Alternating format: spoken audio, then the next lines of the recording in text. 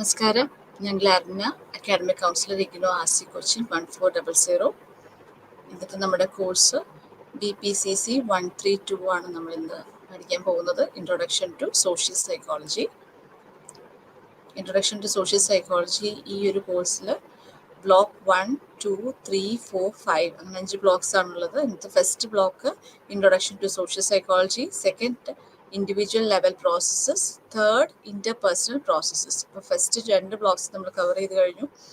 മൂന്നാമത്തെ ബ്ലോക്കാണ് ഇന്നത്തെ നമ്മുടെ ക്ലാസ്. മൂന്നാമത്തെ ബ്ലോക്കിൽ 2 യൂണിറ്റ്സ് ആണ് ഇന്ന് നമ്മൾ ഒരു യൂണിറ്റ് ആണ് കവർ ചെയ്യുന്നത്. 2 യൂണിറ്റ്സ് ആണ് മൊത്തം ഉള്ളത്. Unit 6 interpersonal attraction and pro social ബിഹേവിയറും യൂണിറ്റ് 7 ഹ്യൂമൻ അഗ്രഷനുമാണ്. ഇന്നത്തെ നമ്മുടെ ക്ലാസ്സിൽ നമ്മൾ യൂണിറ്റ് 6 ആണ് കവർ ചെയ്യുന്നത്, interpersonal attraction and pro social behaviour. Social എന്ന് പറയുന്ന വാക്കാണ് ശരിക്കും പറയുന്നത് ഹ്യൂമൻ ബീയിങ്സിന്റെ ഒരു നേച്ചറായിട്ട് നമ്മൾ കൺസിഡർ ചെയ്യുന്നത്. Okay, so human beings have been defined as A social animal. നമുക്കറിയാം നമ്മുടെ ലൈഫിൽ നമുക്ക് ചുറ്റുമുള്ള ആളുകൾ ഇല്ലാതെ നമുക്ക് ലൈഫ് ബുദ്ധിമുട്ടാണ്. ചുറ്റും ആളുകൾ ഉണ്ടാവും. അപ്പം നമ്മൾ എത്ര സെൽഫ് ഡിപ്പെൻഡൻ്റ് ആണെങ്കിലും നമ്മളുടെ കടയിൽ പോയി നമ്മൾ സാധനം വാങ്ങിക്കണമെങ്കിൽ അവിടെ ഒരു വ്യക്തി ഉണ്ടാവണം.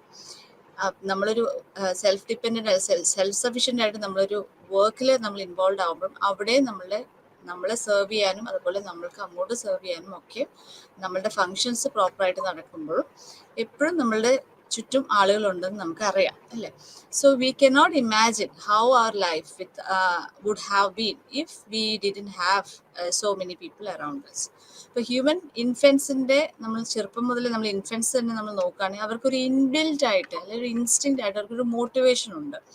എന്ത് സോഷ്യൽ വേൾഡുമായിട്ട് കണക്ട് ചെയ്യണം, അല്ലെങ്കിൽ സോഷ്യൽ വേൾഡിൽ നിന്നൊരു കോണ്ടാക്ട് സീക്ക് ചെയ്യുന്നുണ്ട്. അത് നമ്മൾ ജനിച്ച് വരുമ്പോഴേ കുഞ്ഞുങ്ങളിൽ നമുക്കത് കാണാൻ സാധിക്കും. അതാണ് സോഷ്യൽ സ്മൈൽ. ഒരു 3 മാസമൊക്കെ ആകുമ്പോഴേ കുട്ടികൾ സോഷ്യൽ സ്മൈൽ കാണിക്കുന്നുണ്ട്. അപ്പോൾ സോഷ്യൽ സ്മൈൽ എന്ന് പറയുമ്പോൾ അവർ സിഗ്നിഫിക്കൻ്റ് ആയിട്ടുള്ള ആരാണ് അവരിലുള്ളത്, സിഗ്നിഫിക്കൻ്റ് അല്ലാത്ത ആളുകൾ ആരാണ്, അപ്പോൾ അതനുസരിച്ച് അവർ ആ ഒരു സോഷ്യൽ സ്മൈൽ നമുക്ക് കാണാൻ സാധിക്കും. ഇതൊന്നും നമ്മൾ പഠിപ്പിച്ചു കൊടുക്കുന്നതല്ല, ഇൻബിൽറ്റ് ആയിട്ട് മനുഷ്യരിൽ അതുണ്ടെന്നാണ് നമ്മൾ മനസ്സിലാക്കുക. അതുകൊണ്ടാണ് നമ്മളൊരു സോഷ്യൽ ആനിമലായിട്ട് നമ്മൾ പറയുന്നത്. അപ്പം ഈ ഇൻട്രാക്ഷൻ വിത്ത് അതേഴ്സ്, മറ്റുള്ളവരുമായിട്ട് ഇൻട്രാക്ട് ചെയ്യുക എന്ന് പറയുന്നത് വളരെ എസെൻഷ്യൽ ആയിട്ടുള്ള ഒരു കാര്യമാണ്. അതുപോലെ ആ ഇൻട്രാക്ഷൻ ഇല്ല എങ്കിൽ, അല്ലെങ്കിൽ അത് പ്രോപ്പർ അല്ല എങ്കിൽ അത് പലതരത്തിലുള്ള മാനസിക രോഗങ്ങൾക്ക് കാരണമാകാനുള്ള ചാൻസസും പറയുന്നുണ്ട്. ഇപ്പം ഒരു ഫിലിം കാലാപാനി എന്ന് പറഞ്ഞ ഫിലിമിലൊക്കെ നമുക്ക് കാണാൻ സാധിക്കും. അവിടെ ഒരു സോഷ്യൽ ഐസൊലേഷൻ വരുമ്പം ആളുകളിൽ വരുന്ന സൈക്കോളജിക്കൽ ഡിസോർഡേഴ്സ് അല്ലെങ്കിൽ ചേഞ്ചസ് അല്ലെങ്കിൽ ആ ഡീവിയേഷൻസ് ഒക്കെ നമുക്ക് മനസ്സിലാക്കാൻ സാധിക്കും. ഓക്കെ, അപ്പം ഇന്റർപേഴ്സണൽ അട്രാക്ഷൻ എന്ന് പറയുന്ന നമുക്ക് ഈ യൂണിറ്റ്സിൽ 2 പോർഷൻ ആണുള്ളത്. ഒന്ന് ഇന്റർപേഴ്സണൽ അട്രാക്ഷൻ എന്ന് പറയുന്ന ഒരു sub unit, then pro social behaviour എന്ന് പറയുന്ന അടുത്ത സബ് യൂണിറ്റ്. അങ്ങനെയാണ് ഇത് പോകുന്നത്. അപ്പോൾ first we can cover interpersonal attraction. അപ്പം നമുക്കറിയാം ഇന്ററാക്ഷൻ എന്ന് പറയുന്നത് നമുക്ക് ഒരു വ്യക്തിയായിട്ട് അല്ലെങ്കിൽ ഒരു സാഹചര്യം നമുക്കൊരു അട്രാക്ഷൻ വരണമെങ്കിൽ എപ്പോഴും നമുക്ക് അവിടെ ഒരു ഇന്ററാക്ഷൻ്റെ ആവശ്യമുണ്ട്. അപ്പോൾ എന്താണ് ഈ ഒരു അട്രാക്ഷൻ ഒരു ഫ്രൂട്ട്ഫുൾ റിലേഷൻഷിപ്പിലേക്ക് വരണമെങ്കിൽ ഒരു ഹെൽത്തി ഇന്ററാക്ഷൻ്റെ ആവശ്യമുണ്ട്, അല്ലേ? അപ്പം എന്താണ് ഇന്റർപേഴ്സണൽ അട്രാക്ഷൻ എന്ന് ഉദ്ദേശിക്കുന്നത് വെച്ച് കഴിഞ്ഞാൽ അതിൻ്റെ ഒരു ഡെഫിനിഷൻ പറയുന്നത് ഇറ്റ്സ് അട്രാക്ഷൻ ബിറ്റ്വീൻ പീപ്പിൾ, അല്ലേ? നമുക്ക് 2 ആളുകളെങ്കിലും വേണം. ഒരു അട്രാക്ഷൻ എന്ന് പറയുമ്പോൾ, ഇന്റർപേഴ്സണൽ അട്രാക്ഷൻ എന്ന് പറയുമ്പോൾ at least there should be 2 people. അപ്പം ആ 2 ആളുകൾ തമ്മിലുള്ള ഒരു അട്രാക്ഷനാണ് അവിടെ സംഭവിക്കുന്നത്. ഈ അട്രാക്ഷനിലൂടെ, അട്രാക്ഷൻ എന്ന് പറയുമ്പോൾ ഒരു ഹെൽത്തി ഇന്ററാക്ഷൻ വഴിയാണ് നമുക്ക് ആ അട്രാക്ഷൻ പറയുന്നത്. അപ്പം ആ ഒരു അട്രാക്ഷനിലൂടെ അതിൽ നിന്നാണ് നമുക്കൊരു ഫ്രണ്ട്ഷിപ്പ് അല്ലെങ്കിൽ ഒരു റൊമാൻറ്റിക് റിലേഷൻഷിപ്പ് വരുന്നത്. അങ്ങനെയാണ് നമ്മൾ ഈ അട്രാക്ഷൻ്റെ, ഇന്റർപേഴ്സണൽ അട്രാക്ഷൻ്റെ ഒരു ഡെഫിനിഷൻ പറയുന്നത്. So it is A force. അപ്പോൾ ഇതൊരു ഫോഴ്സ് ആണ്. ഈ ഫോഴ്സ് എന്ന് പറയുമ്പോൾ ഈ 2 വ്യക്തികൾ തമ്മിൽ ഒരുമിച്ചിരിക്കുക അല്ലെങ്കിൽ ഒരുമിച്ച് വരാനായിട്ടുള്ള ഒരു ടെൻഡൻസി അവിടെ കാണുന്നുണ്ട്. അതുപോലെ തന്നെ ഇവർ തമ്മിൽ സെപ്പറേറ്റ് ചെയ്യുന്നത്, റെസിസ്റ്റ് ചെയ്യുന്ന ഒരു ടെൻഡൻസിയും അവിടെ വരുന്നുണ്ട്. Okay, so it is a force acting between 2 people that tends to draw them together and resist their separation. അതാണ് ഇന്റർപേഴ്സണൽ അട്രാക്ഷൻ എന്ന് പറയുന്നത്.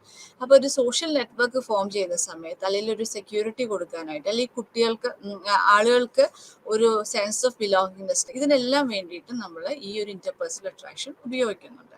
ഓക്കെ, അപ്പോൾ അതാണ് ആ ഡെഫിനിഷൻ ഓർത്ത് വയ്ക്കുക. It is attraction between minimum 2 people or between people which leads to friendship or romantic relationship, and it tends to draw them together and resist their separation. ഇനി what are the factors that effect attraction? അപ്പൊ അതിനകത്ത് internal factors ഉണ്ട്, external factors ഉണ്ട്, then interpersonal factors ഉണ്ട്. So first we can see what are the internal factors that can affect our attraction. അപ്പം അതിൽ ആദ്യം വരുന്ന ഇന്റേണൽ ഫാക്ടേഴ്സ് എന്ന് പറയുമ്പോൾ നമുക്കറിയാം നമ്മളിലുള്ള ഫാക്ടറിൽ ഫസ്റ്റ് വരുന്നത് നീഡ് ടു അഫിലിയേറ്റ് എന്നാണ്. ഇപ്പൊ നീഡ് ടു അഫിലിയേറ്റ് എന്ന് പറയുമ്പോൾ മറ്റുള്ളവരുമായിട്ട് അസോസിയേറ്റ് ചെയ്യാൻ, അല്ലെങ്കിൽ മറ്റുള്ളവരുടെ ഒരു സ്നേഹം, അതൊരു ലൈക്കിങ്, ഇത് നമ്മൾക്ക് വേണം, നമ്മൾ ആഗ്രഹിക്കുന്നുണ്ട്. സോ ആ ഒരു ടെൻഡൻസി കൊണ്ടാണ് നമ്മൾക്ക് ആ ഒരു ഇന്റർപേഴ്സണൽ അട്രാക്ഷൻ വരുന്നത് എന്നാണ് ഒരു കോൺസെപ്റ്റ് പറയുന്നത്. So the tendency to affiliate and associate with others has a biological basis in terms of social psychology. It is as basic to a human survival as hunger and thirst. അപ്പോൾ നമ്മൾക്ക് ഒരു hunger വരുന്ന പോലെ, വിശപ്പ് വരുന്ന പോലെ, അല്ലെങ്കിൽ ദാഹം വരുന്ന പോലെ നമ്മൾക്ക് മറ്റുള്ളവരുടെ ഒരു സ്നേഹം അല്ലെങ്കിൽ മറ്റുള്ളവരായിട്ട് അസോസിയേറ്റ് ചെയ്യണം എന്ന് പറയുന്ന ഒരു നീഡ് നമ്മളിൽ ഉണ്ടെന്നാണ് പറയുന്നത്. സോ ആ ഒരു നീഡാണ് നമ്മൾ ആ ഒരു ഇന്റർപേഴ്സണൽ അട്രാക്ഷനിലേക്ക് എത്തിക്കുന്നത്. അതിലും നമ്മൾ നോക്കുകയാണെങ്കിൽ ഇൻഡിവിജ്വൽ ഡിഫറൻസസ് നമുക്ക് കാണാൻ സാധിക്കും. എല്ലാ ആളുകൾക്കും ഒരേപോലെ ആ നീഡ് ഉള്ളതായിട്ട് നമുക്ക് തോന്നാറില്ല, അല്ലെങ്കിൽ അതിൻ്റെ ഒരു ലെവല്, അല്ലെങ്കിൽ അതിൻ്റെ ഒരു റേഞ്ച് പലരിലും പല രീതിയിലായിരിക്കും. ചിലർ വളരെ ഡിപ്പെൻഡന്റ് ആയുള്ള ആളുകളുണ്ടാവും. അപ്പം അവർക്ക് ആ ഒരു നീഡ് വളരെ കൂടുതലായിട്ട് നമുക്ക് കാണാൻ സാധിക്കാറുണ്ട്. അതുപോലെ ചിലവരിൽ അത്രയും കാണാറില്ല, ചിലവരിൽ അത് വളരെ കുറച്ചേ കാണാറുള്ളൂ. പക്ഷെ എന്താണെങ്കിലും ബീങ് എ സോഷ്യൽ ആനിമൽ നമ്മൾക്ക് ആ ഒരു നീഡ് ഉണ്ടെന്നുള്ളത് വാസ്തവമാണ്. അതിന്റെ ഒരു റേഞ്ച് പലരിലും പല രീതിയിൽ നമുക്ക് പറയാൻ സാധിക്കുന്നുണ്ട് പറയാം. അപ്പം അതിന്റെ കാരണം എന്ന് പറയുന്നത് ഒരു ജെനറ്റിക്സ് ഓഫ് എ പേഴ്സൺ, ആ പേഴ്സന്റെ ജെനറ്റിക് ബാക്ക്ഗ്രൗണ്ട്, അതാണ് ഒരു കാരണം പറയുന്നത്. അതോടൊപ്പം അവരുടെ ലൈഫ് എക്സ്പീരിയൻസസ്, ലൈക്ക് ഇപ്പം ജെനറ്റിക് ആയിട്ട് ഇപ്പൊ നമ്മൾ പറയാറുണ്ട് ചില ആളുകൾ അവൻ അധികം ആരോടും മിണ്ടില്ല, അവന്റെ അമ്മാവന്റെ പോലെ തന്നെയാണ് അവന്റെ സ്വഭാവം, അല്ലെങ്കിൽ അവന്റെ പ്രകൃതം അങ്ങനെയാണെന്ന് നമ്മൾ പറയാറുണ്ട്. അല്ലെങ്കിൽ മറ്റുള്ളവരുമായിട്ട് അങ്ങനെ അത്രയും ചേർന്ന് പോകുന്നു, അല്ലെങ്കിൽ മറ്റുള്ളവരുമായിട്ട് ഒരു അടുപ്പം മെയിൻറ്റെയിൻ ചെയ്യാൻ അറിയില്ല എന്നെല്ലാം നമ്മൾ പറയാറുണ്ട്. So that is genetic background ആണ് അതിനകത്ത് പറയുന്നത്. ചില ആളുകൾ പറയും അവർ ഭയങ്കര സോഷ്യൽ ആയിരുന്നു കേട്ടോ, ചെറുപ്പത്തിലെ ഭയങ്കര സോഷ്യൽ ആയിരുന്നു, പിന്നെ ലൈഫിലെ ഓരോ സ്റ്റേജസ് വന്നപ്പം അവൻ വളരെ ഗ്ലൂമി ആയിട്ട് ഇപ്പൊ അവൻ ആരോടും അങ്ങനെ വലിയ അടുപ്പവും സ്നേഹവും ബന്ധങ്ങളും ഒന്നും നമ്മൾ കാണുന്നില്ല. So it can stem from his or her life experiences and also it can result from the genetics of a person. അപ്പൊ അതുവഴി ഒരു ഇൻഡിവിജ്വൽ ഡിഫറൻസസ് നമുക്ക് കാണാൻ സാധിക്കും. And this tendency forms a relatively stable trait. അപ്പോൾ ഈ ഒരു tendency എന്ന് പറയുന്നത് ജെനറ്റിക് ആണെങ്കിലും അതുപോലെ ഏർലിയർ ലൈഫ് എക്സ്പീരിയൻസിൽ നിന്നാണെങ്കിലും അത് ഒരു സ്റ്റേബിൾ ട്രേറ്റ് ആയിട്ട് മോർ ഓർ ലെസ് അൺചേഞ്ച് ആയിട്ട് അവരുടെ ലൈഫ് സ്പാനിൽ മൊത്തമായിട്ട് നമ്മൾ കാണാറുണ്ട്. അതാണ് ചില ആളുകൾ പറയുമ്പോൾ വന്നിട്ട് അതേ സ്വഭാവം, ഒരു വ്യത്യാസം, ഒരു മാറ്റവും വന്നിട്ടില്ലല്ലോ എന്ന് നമ്മൾ പറയുന്നത്. It's because of that particular trait in them. Okay, അപ്പൊ ആ സോഷ്യബിൾ ട്രേറ്റ് കുറവുള്ള ആളാണെങ്കിൽ അവര് ജീവിതകാലം മുഴുവൻ അവർ ആ ഒരു രീതിയിൽ തന്നെയാണ് പോവുക. Then situational influences. അപ്പൊ സിറ്റുവേഷണൽ ഇൻഫ്ലുവൻസ് പറയുമ്പോൾ ചില സാഹചര്യത്തിൽ നമുക്ക് ആരുടെയെങ്കിലും ഹെൽപ്പ് സീക്ക് ചെയ്തേ പറ്റുള്ളൂ, അല്ലെങ്കിൽ നമ്മൾ കോപ്പറേറ്റ് ചെയ്തേ പറ്റുള്ളൂ, മറ്റുള്ളവരുടെ കംഫേർട്ട് നമ്മൾ നോക്കിയേ പറ്റുള്ളൂ, നമുക്ക് മറ്റുള്ളവരെ കംഫേർട്ട് ചെയ്തേ പറ്റുള്ളൂ. അങ്ങനത്തെ സാഹചര്യങ്ങൾ വരാറുണ്ട്. അപ്പം അതനുസരിച്ച് ആ സിറ്റുവേഷണൽ ഫാക്ടേഴ്സും നമ്മളുടെ ആ ഒരു നീഡ് ടു അഫിലിയേറ്റിനെ സ്വാധീനിക്കുന്നുണ്ട്. And people facing such troubles, അതായത് ഇപ്പൊ ഒരു സെയിം ട്രബിൾ, ഇപ്പൊ ഒരു റേപ്പ് വിക്ടിം ആണെങ്കിൽ ആ റേപ്പ് വിക്ടിമിനെ ഏറ്റവും നന്നായിട്ട് മനസ്സിലാക്കാൻ പറ്റുന്നത് മറ്റൊരു റേപ്പ് വിക്ടിമിനായിരിക്കും. അപ്പം അവരോട് ഷെയർ ചെയ്യുമ്പം ഇവർക്ക് ഒരുപാട് ആശ്വാസം കിട്ടാനും സമാധാനം കിട്ടാനും കുറച്ചും കൂടി ഒരു ക്ലാരിറ്റി കിട്ടാനും ഒക്കെ ഉള്ളൊരു പോസിബിലിറ്റി കൂടുതലാണ് ദാൻ വേറൊരു വ്യക്തി അവരോട് എത്ര എംപത്തൈസ് ചെയ്ത് അല്ലെങ്കിൽ സിമ്പത്തൈസ് ചെയ്ത് പറഞ്ഞിട്ടുണ്ടെങ്കിലും അത് അനുഭവിച്ച ആളുകൾക്കായിരിക്കും അത് കൂടുതലും അതിനെ പറ്റി ഒരു ക്ലാരിറ്റി കൊടുക്കാനായിട്ട് സാധിക്കുക എന്നുള്ളതാണ് പറയുന്നത്.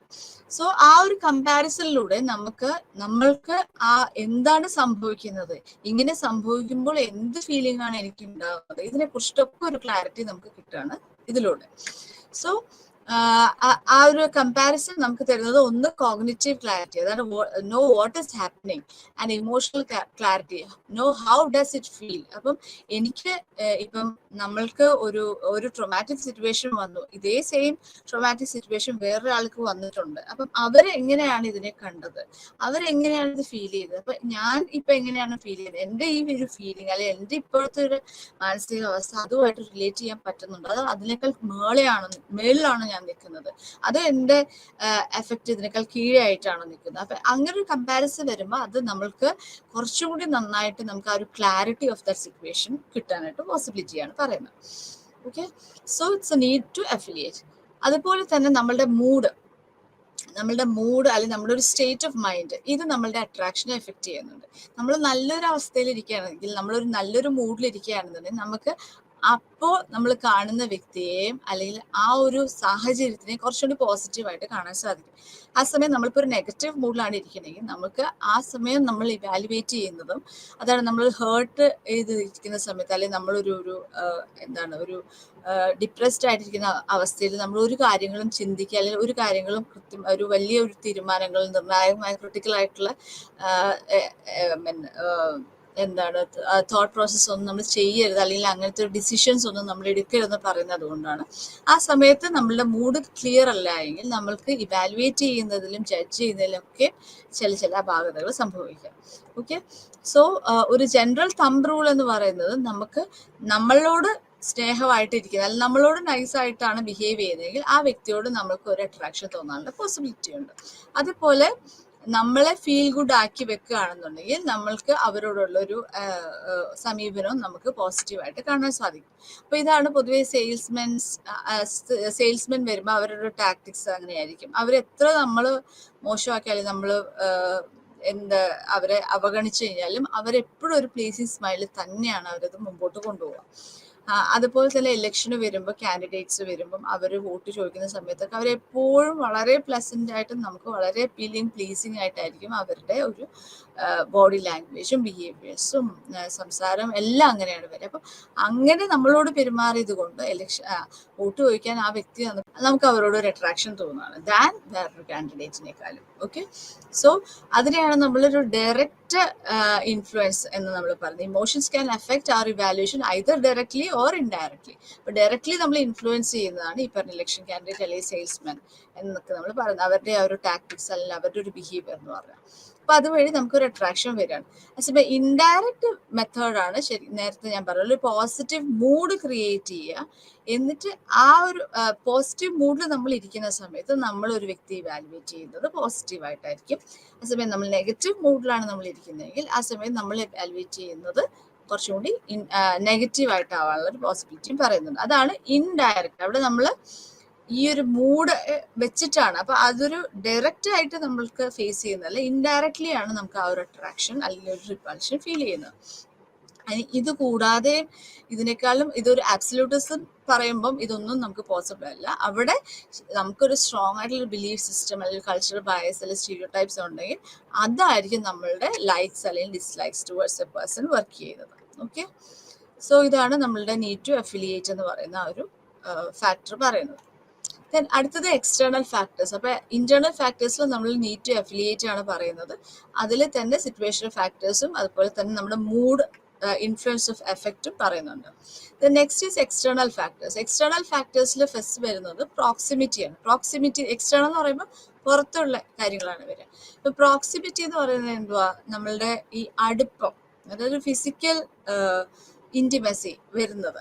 അതായത് നമ്മളെ എപ്പോഴും നമ്മൾ എക്സ്പോസ്ഡ് ആവുന്ന ആളുകൾ, ലൈക്ക് അതിന് ആ ഒരു ടേം പറയുന്നത് മിയർ എക്സ്പോഷർ എഫക്റ്റ് എന്നാണ്. അപ്പൊ നമ്മൾ ഒത്തിരി പ്രാവശ്യം കാണുന്ന സിനിമകൾ അല്ലെങ്കിൽ ഒത്തിരി പ്രാവശ്യം നമ്മൾ കേട്ടിട്ടുള്ള പാട്ടുകൾ അല്ലെങ്കിൽ ഒരുപാട് നമ്മൾ ഇന്ററാക്ട് ചെയ്യുന്ന ആളുകളോട് നമുക്ക് എപ്പോഴും ഒരു പോസിറ്റീവ് ആയിട്ടുള്ള ഒരു അട്രാക്ഷൻ തോന്നാനുള്ള പോസിബിലിറ്റി കൂടുതലാണ് ദാൻ നമ്മൾ വല്ലപ്പോഴും കണ്ട് ഹായ് ബൈ പറയുന്ന ആളുകൾ, അല്ലെങ്കിൽ വല്ലപ്പോഴും നമ്മൾ കേട്ടിട്ടൊരു പാട്ട്, വല്ലപ്പോഴും നമ്മളൊന്ന് ചിന്തിച്ചിട്ടുള്ളൊരു സിനിമ എന്ന് പറയുന്നേക്കാൾ.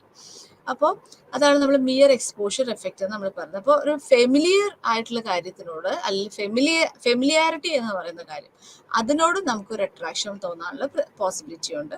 അതെന്താ വെച്ച് കഴിഞ്ഞാൽ നമുക്ക് അൺഫെമിലിയാരിറ്റി വരുമ്പോൾ നമുക്കൊരു അൺപ്രഡിക്റ്റബിലിറ്റിയാണ് വരിക. അപ്പോൾ അവിടെ വരുമ്പോൾ നമുക്ക് അറിയില്ല ഇത് നല്ലതാണോ മോശമാണോ. അപ്പോൾ അവിടെ ഒരു ഡേഞ്ചർ, ആ ഒരു പോസിബിലിറ്റി ഓഫ് ഡേഞ്ചർ കൂടി നമ്മളവിടെ കൺസിഡർ ചെയ്യുന്നുണ്ട്.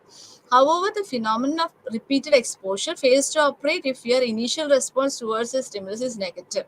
നമ്മൾ ആദ്യമേ തന്നെ കാണുമ്പോൾ ഇതിനൊരു നെഗറ്റീവ് ആയിട്ടുള്ള ഒരു എഫക്റ്റ് ആണെന്നുണ്ടെങ്കിൽ അത് റിപ്പീറ്റഡ്ലി കാണിക്കുമ്പോൾ നമുക്ക് കൂടുതൽ, അല്ലെങ്കിൽ റിപ്പീറ്റഡ്ലി അവരെ കാണുമ്പോൾ നമ്മുടെ ദേഷ്യം കൂടുകയാണ് അവിടെ വരുന്നത്.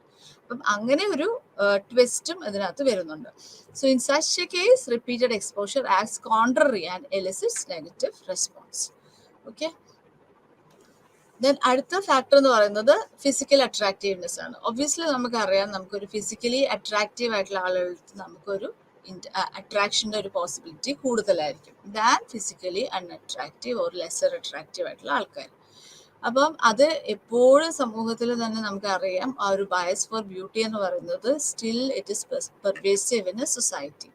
അപ്പം എത്ര കാലം കഴിയുന്നുണ്ടെങ്കിലും നമ്മളൊരു അട്രാക്റ്റീവ് ആയിട്ടുള്ള ഒരു വ്യക്തിയാണ്, ഫിസിക്കലി അട്രാക്റ്റീവ് ആയിട്ടുള്ള ഒരു വ്യക്തിയാണെങ്കിൽ അവരെ കൂടുതലും നമ്മൾ പോർട്രേ ചെയ്ത് കാണുന്നത് വളരെ വെർച്വസ് ആയിരിക്കും, റൊമാൻറ്റിക്കലി ആക്റ്റീവ് ആയിരിക്കും, സക്സസ്ഫുൾ ആയിരിക്കും, സോഷ്യൽ ആയിരിക്കും, ലൈക്കബിൾ ആയിരിക്കും, ഹെൽപ്പിംഗ് ആയിരിക്കും, ഇങ്ങനെയൊക്കെ നമ്മൾ കാണാറുണ്ട്. ഓക്കെ, സോ അതാണ് ഫിസിക്കൽ അട്രാക്റ്റീവ്നെസ് പറയുക. അപ്പം അട്രാക്റ്റീവ്നെസ് എന്ന് പറയുമ്പോൾ അതവിടെ ക്ലോതിങ് വരാം, ദെൻ നമ്മളുടെ ബിഹേവിയേഴ്സ്, നോൺ വെർബൽ ബിഹേവിയേഴ്സ്, നമ്മുടെ വാക്കിംഗ് സ്റ്റൈൽ, നമ്മുടെ ടോക്കിംഗ് സ്റ്റൈൽ, നമ്മുടെ ഇൻട്രാക്ടിങ് സ്റ്റൈല്, നമ്മുടെ ഗെസ്റ്റേഴ്സ്, പോസ്റ്റേഴ്സ്, ഇതെല്ലാം ഇൻവോൾവ് ആണ്. അപ്പം ഇതെല്ലാം വെച്ചിട്ട് we can have an attraction towards the other person. അതാണ് ഫിസിക്കൽ അട്രാക്റ്റീവ്നെസ് പറയുന്നത്. ദെൻ ഫിസിക്കൽ അട്രാക്റ്റീവ്നെസ് കൊണ്ട് ഞാൻ നേരത്തെ പറയല്ലോ, ഫിസിക്കൽ അട്രാക്റ്റീവ് ആയിട്ടുള്ള ആളുകളെ കാണുന്നത് അങ്ങനെയാണ്. സോഷ്യബിൾ ആണ്, സക്സസ്ഫുൾ ആയിരിക്കും, ഹാപ്പി ആയിരിക്കും, ഡോമിനൻ്റ് ആയിരിക്കും, സെക്ഷലി വാം ആയിരിക്കും, മെൻ്റലി ഹെൽത്തി ആയിരിക്കും, ഇൻ്റലിജൻ്റ് ആയിരിക്കും, സോഷ്യലി സ്കിൽഡ് ആയിരിക്കും than those who are unattractive എന്നാണ് പറയുന്നത്.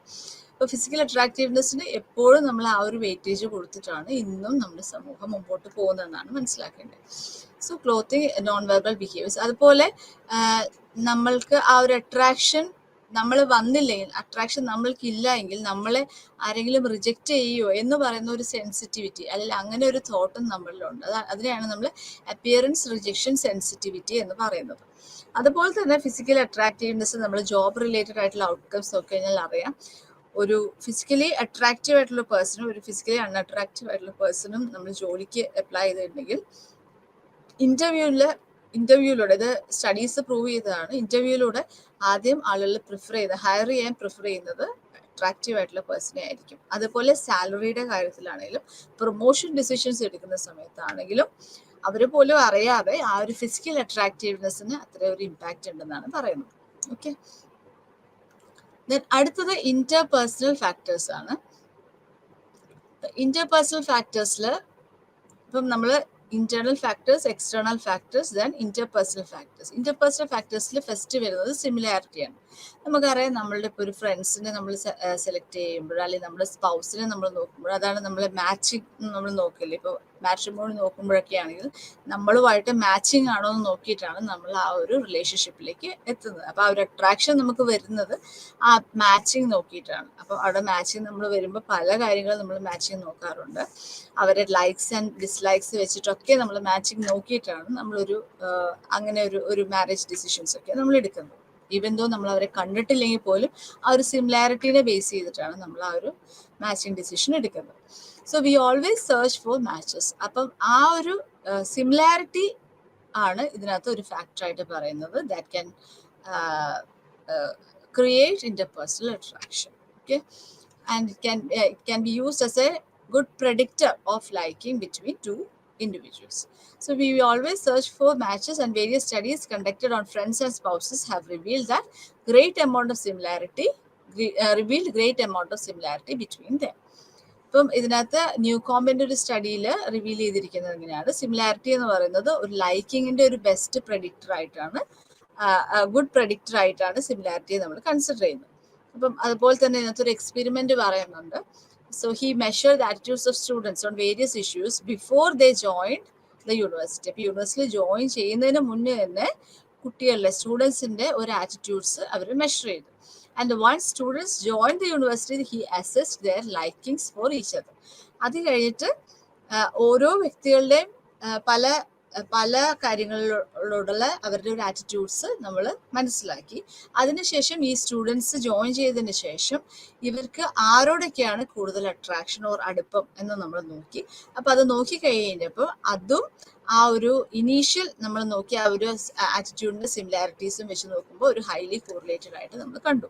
ഓക്കെ, സോ അപ്പോൾ എത്രത്തോളം നമുക്ക് സിമിലാരിറ്റി ഉണ്ടോ in our attitude, in our values, in our system, അതുമായിട്ട് വളരെ കോറിലേറ്റഡ് ചെയ്തിട്ടാണ് നമ്മളുടെ ആ ഒരു ഇന്റർപേഴ്സണൽ അട്രാക്ഷൻ നിൽക്കുന്നത് ഓർ ലൈക്കിങ് നിൽക്കുന്നതെന്നാണ് പറയുന്നത്. So similarity evokes positive feelings. അപ്പൊ ഇതിനകത്ത് ഈ സിമിലാരിറ്റി പോസിറ്റീവ് ഫീലിങ്സ് ഉണ്ടാക്കുന്നതിനേക്കാളും നമ്മൾ നോക്കുമ്പോൾ ഡിസിമിലാരിറ്റി നെഗറ്റീവ് ഫീലിങ്സ് ഉണ്ടാക്കുന്നുണ്ട്. അതാണ് നമ്മൾ മനസ്സിലാക്കേണ്ടത്. അപ്പോൾ ഇതില് ഒരു മാത്തമാറ്റിക്കൽ വാല്യൂ ഇതിനകത്ത് എടുക്കുന്നുണ്ട്. And Nelson, Byrne and Nelson ആണ്. They demonstrated proportion of similarity and suggested that it is mathematical value obtained by dividing the number of topics on which two people have similar views. Similar views ഉള്ള topics ഏതൊക്കെയാണെന്ന് എടുത്തു. അപ്പൊ എത്ര ടോപ്പിക്സിൽ ഇവർക്ക് similar views ഉണ്ടെന്നുള്ളത് divided by total number of topics, എത്ര topics മൊത്തത്തിലുണ്ടെന്നുള്ളത്. അപ്പൊ 2 പീപ്പിൾസ് കമ്മ്യൂണിക്കേറ്റ് ചെയ്യുമ്പോൾ അപ്പം ഇത് അങ്ങനെയാണ് നമ്മൾ ആ ഒരു പ്രൊപ്പോർഷൻ എടുത്തത്. അപ്പം ഈ വാല്യൂസ് എത്രത്തോളം ഹയർ ആണോ അത്രത്തോളം ലൈക്കിങ്ങും കൂടുതലായിട്ട് നമ്മൾ കാണുന്നു. അപ്പോൾ ഇപ്പം നമുക്കറിയാൻ പറ്റും, ഇപ്പൊ ഞാനും വേറൊരു വ്യക്തിയായിട്ട് നമുക്കൊരു പോസിറ്റീവ് ഫീലിംഗ് ഉണ്ടാവുമ്പോൾ അവിടെ സിമിലാരിറ്റിയുടെ പോസിബിലിറ്റി വരുന്നുണ്ട്. അതുപോലെ ഞാനൊരു വ്യക്തിയോട് ഒരു ഇഷ്ടക്കേട് നമുക്ക് വരുന്നത് it's because of this dissimilarity എന്നാണ് പറയുന്നത്. അതുപോലെ സിമിലാരിറ്റിയിൽ തന്നെ വരുന്ന വേറൊരു കോൺസെപ്റ്റ് ആണ് റിപ്പൾഷൻ ഹൈപ്പോത്തസിസ്. റിപ്പൾഷൻ ഹൈപ്പോത്തസിസിൽ പറയുന്നത് similar attitude does not increase attraction. Similar attitude attraction increase ചെയ്യുന്നില്ല, മറിച്ച് ഡിസിമിലർ ആറ്റിറ്റ്യൂഡ് റിപ്പൾഷൻ ഉണ്ടാക്കുന്നുണ്ട്. ഓക്കെ, ഞാൻ നേരത്തെ പറഞ്ഞ പോലെ. അപ്പം ഡിസിമിലർ ആയിട്ടുള്ള ആറ്റിറ്റ്യൂഡ്സ് ആണെങ്കിൽ ഞാൻ അവനായിട്ട് ഒട്ടും ചേരില്ല, ഞാൻ മാറി നിന്നേക്കാം. അപ്പൊ ആ ഒരു റിപ്പൾഷന്റെ പോസിബിലിറ്റി വരുന്നുണ്ട്. അങ്ങനെ വരുമ്പോൾ നോർമലായിട്ട് ഈ സിമിലർ ആറ്റിറ്റ്യൂഡ് ഉള്ളവർക്ക് അട്രാക്ഷൻ വരുന്നു എന്ന് മാത്രമേ ഉള്ളൂ. ഓക്കെ, സോ അവിടെ കൂടുതലും പ്രാധാന്യം വരുന്നത് ഈ ഡിസിമിലർ ആറ്റിറ്റ്യൂഡ്സ് ഉള്ള ആളുകൾ തമ്മിലുള്ള റിപ്പൾഷൻ കൊണ്ടാണ് നമുക്ക് മറ്റേ സൈഡ് സിമിലർ ആയിട്ടുള്ള ആറ്റിറ്റ്യൂഡ് അട്രാക്ഷൻ ഉണ്ടാക്കുന്നുണ്ടെന്ന് നമ്മൾ പറയുന്നത്. സോ അതാണ് റിപ്പൾഷൻ ഹൈപ്പോത്തസിസിൽ പറയുന്നത്. By considering a mathematical formula as used above it becomes impossible to segregate the effect of similarity and dissimilarity. അടുത്തത് പറയുന്നത് although similarity has been found to be, നേരത്തെ നമ്മൾ പറഞ്ഞ പോലെ തന്നെ. ഫോർ എക്സാമ്പിൾ ഇതില് പറയുന്നത് ഈ സിമിലാരിറ്റി പോലെ തന്നെ വേറെ വരുന്ന ഒരു ടേമാണ് കോംപ്ലിമെന്റാരിറ്റി. അപ്പം ഇതില് പറയുന്നത് ഇപ്പൊ ഞാനൊരു ഡോമിനന്റ് ആയിട്ടുള്ള പേഴ്സൺ ആണെങ്കിൽ ഞാൻ എപ്പോഴും ലൈക്ക് ചെയ്യുന്നത് ഒരു സബ്മിസീവ് പേഴ്സണെ ആയിരിക്കും എന്നാണ് പറയുന്നത്. അപ്പൊ ഒരു കോംപ്ലിമെന്റാരിറ്റി ചില സമയത്ത് നമ്മളിൽ അട്രാക്ഷൻ ഉണ്ടാക്കുന്നുണ്ടെന്നാണ് പറയുന്നത്. സോ അപ്പൊ ഇവിടെ ഈ ഒരു കേസ് വരുമ്പോൾ ഡിസിമിലാരിറ്റി റിപ്പൾഷൻ ഉണ്ടാക്കുന്നില്ലെന്നുള്ളതാണ് ഇതിനകത്ത് പറയുന്നത്. അപ്പോൾ നമ്മളിപ്പോ ഒരു ഇനീഷ്യൽ അട്രാക്ഷൻ വരണമെങ്കിൽ അവിടെ ഒരു സിമിലാരിറ്റി വരണം. പക്ഷെ ഒരു സസ്റ്റെയിൻഡ് അല്ലെങ്കിൽ ഒരു ഹെൽത്തി ലോങ് ടേം റിലേഷൻഷിപ്പ് വരുമ്പോൾ അവിടെ കോംപ്ലിമെന്റാരിറ്റിയുടെ പോസിബിലിറ്റി കാണുന്നുണ്ട്. അപ്പൊ ഞാൻ ഒരു ഡോമിനന്റ് ആയിട്ടുള്ള പേഴ്സൺ, അതേപോലെ തന്നെ ഡോമിനന്റ് ആയിട്ടുള്ള ഒരു പേഴ്സൺ അവിടെ ആണെന്നുണ്ടെങ്കിൽ അവിടെ ഇഷ്യൂസ് വരാനുള്ള അല്ലെങ്കിൽ റിപ്പൾഷൻസ് വരാനുള്ള പോസിബിലിറ്റി കാണുന്നുണ്ടെന്നാണ് പറയുന്നത്. സോ ഇവിടെ അപ്ലൈ ചെയ്യുന്നത് കോംപ്ലിമെന്റാരിറ്റി എന്ന് പറയുന്ന ഒരു പ്രിൻസിപ്പിളാണ്. Then applying balance theory. Balance തിയറിയിൽ പറയുന്നത് ന്യൂകോംപ് പറയുന്നത് has argued that people have a natural tendency to organise their likes and dislikes in a symmetrical way. അപ്പോൾ സിമിലാരിറ്റി തോട്ട്സിലും ഐഡിയാസിലും ആറ്റിറ്റ്യൂഡ്സിലും ഒക്കെ സിമിലാരിറ്റി ഉണ്ടെങ്കിൽ നമ്മൾക്കൊരു ബാലൻസ് അവിടെ ഉണ്ട്. അല്ല ഇനി അതില്ല എങ്കിൽ, അപ്പം ഇപ്പൊ ഞാൻ ഒരു ഫ്രണ്ടിനെ അല്ലെങ്കിൽ ഞാനൊരു പേഴ്സണുമായിട്ട് എനിക്കൊരു അട്രാക്ഷൻ വരുമ്പോൾ അവിടെ ഞാൻ നോക്കുമ്പോൾ എൻ്റെ തോട്ട്സുമായിട്ട് വളരെ സിമിലർ ആണല്ലോ, എൻ്റെ ഐഡിയാസ് അല്ലെങ്കിൽ എൻ്റെ കോ വാല്യൂസ് അല്ലെങ്കിൽ എൻ്റെ ആറ്റിറ്റ്യൂഡായിട്ട് സിമിലർ ആണല്ലോ എന്ന് വിചാരിക്കുമ്പോൾ എനിക്ക് അവിടെ ഒരു സ്റ്റേറ്റ് ഓഫ് ബാലൻസ് ആണ് ഫീൽ ചെയ്യുന്നത്, and which is emotionally pleasing to both the persons. പക്ഷേ അവിടെ അല്ലാത്തൊരവസ്ഥയാണ് വരുന്നതെങ്കിൽ അല്ലെങ്കിൽ ഒരു ഡിസിമിലാരിറ്റി ആണ് വരുന്നതെങ്കിൽ എനിക്ക് അവിടെ ഒരു ഇംബാലൻസ് വരും. ഒരു കാര്യം എനിക്ക് ഇഷ്ടപ്പെട്ടിരുന്നു, പക്ഷേ ഇവർ പല ആറ്റിറ്റ്യൂഡ്സ് അല്ലെങ്കിൽ പല വാല്യൂസ് സിസ്റ്റം എല്ലാത്തിലും ഇഷ്യൂസും ഉണ്ടല്ലോ, അല്ലെങ്കിൽ ഐഡിയാസിലൊക്കെ ചില വ്യത്യാസങ്ങൾ വരുന്നുണ്ടല്ലോ എന്ന് നമ്മൾ തിരിച്ചറിയുമ്പോൾ ഒന്നുകിൽ നമ്മൾ ഇതിനകത്ത് ആരെങ്കിലും ഒരാൾ ചേഞ്ച് ചെയ്യുന്ന ഒരു പോസിബിലിറ്റി കാണും. അല്ലെങ്കിൽ ഈ ഡിസിമിലാരിറ്റീനെ മിസ്പെർസീവ് ചെയ്യില്ല, അങ്ങനെയല്ല എനിക്ക് തോന്നിയതായിരിക്കും എന്ന് നമ്മൾ മിസ്പെർസീവ് ചെയ്യും. ദെൻ അല്ലെങ്കിൽ ഈ ഡിസ്ലൈക്സിനെ നമ്മൾ ഇഷ്ടപ്പെടാൻ തുടങ്ങും. ഡെവലപ്പിംഗ് ഡിസ്ലൈക്സ്, അല്ലെ ആ ഡിസ്ലൈക്സ് നമ്മൾ കൂടി വരുന്ന ഒരു സാഹചര്യമാണ് ഡെവലപ്പിംഗ് ഡിസ്ലൈക്സ് ഈച്ച് അതർ. അപ്പം ഇങ്ങനെയാണ് ആ ഒരു ബാലൻസ് നമ്മൾ മെയിൻറ്റെയിൻ ചെയ്യാനായിട്ട് നോക്കുക. സോ അതാണ് ബാലൻസ് തിയറിയിൽ പറയുന്നത്. An imbalance state drives individuals to restore balance by any of the three methods causing one of them to change. ആരെങ്കിലും ഒരാളിൽ ചേഞ്ച് വരുത്താൻ ശ്രമിക്കും. അല്ല എങ്കിൽ ഈ ഡിസിമിലാരിറ്റിനെ മിസ്പെർസീവ് ചെയ്യും, ഇങ്ങനെയില്ല എനിക്ക് തോന്നിയതാണ് എന്ന് നമ്മൾ പറയുന്നു. അല്ല എങ്കിൽ ഇവർ തമ്മിൽ ഒരു ഇഷ്ടക്കേട് ഡെവലപ്പ് ചെയ്യാനുള്ള പോസിബിലിറ്റി വരുന്നു. ഓക്കെ. ദെൻ സിമിലാരിറ്റിയിൽ വരുന്ന വേറൊരു തിയറിയാണ് സോഷ്യൽ കമ്പാരിസൺ തിയറി. അപ്പം ഇതിൽ പറയുന്നത് എന്താ വെച്ച് കഴിഞ്ഞാൽ ഇത് കുറച്ചൊരു മിസ്ലീഡിങ് വേ കൂടിയാണ് ശരിക്കും പറഞ്ഞാൽ. അപ്പം ഞാൻ ചിന്തിക്കുന്നു ആ മാനേജർ ശരിയല്ല എന്ന് ഞാൻ ചിന്തിക്കുന്നു. എൻ്റെ അതേപോലെ തന്നെ വേറൊരു വ്യക്തിയും ചിന്തിക്കുന്നു. അപ്പൊ പറയാം എനിക്കും തോന്നി അവനും തോന്നി, അപ്പൊ ശരിയാണ്, ആ മാനേജർ ശരിയല്ല. പക്ഷെ നമ്മളുടെ രണ്ടുപേരുടെയും തോട്ട് തെറ്റാണെങ്കിലോ, അല്ലേ? സോ അപ്പം അങ്ങനെ ഒരു ഡ്രോബാക്ക് ഈ ഒരു തോട്ടിനുണ്ട്. പക്ഷെ എന്തായാലും ഈ ഒരു തിയറിനെ പറയുന്നത് നമ്മൾ സോഷ്യൽ കമ്പാരിസൺ തിയറി. എപ്പോഴും നമ്മളുടെ തോട്ട്സ് ശരിയാണെന്ന് നമ്മൾ വാലിഡേറ്റ് ചെയ്യാനായിട്ട് പലപ്പോഴും നമ്മൾ മറ്റുള്ളവരുടെ തോട്ട്സും ചിന്തിക്കാറുണ്ട്, അല്ലെങ്കിൽ അതിനെ പറ്റി നമ്മൾ കമ്പയർ ചെയ്യാറുണ്ട്. സോ അപ്പൊ കമ്പയർ ചെയ്യുമ്പോൾ നമ്മളുടെ ഒരു ക്ലിയർ തോട്ട് ആണോ അല്ലയോ എന്ന് ഒബ്ജക്റ്റീവ് ആയിട്ടുള്ള അനലൈസിങ് കപ്പാസിറ്റി നമ്മളിൽ വരണം എന്നാണ് പറയുന്നത്.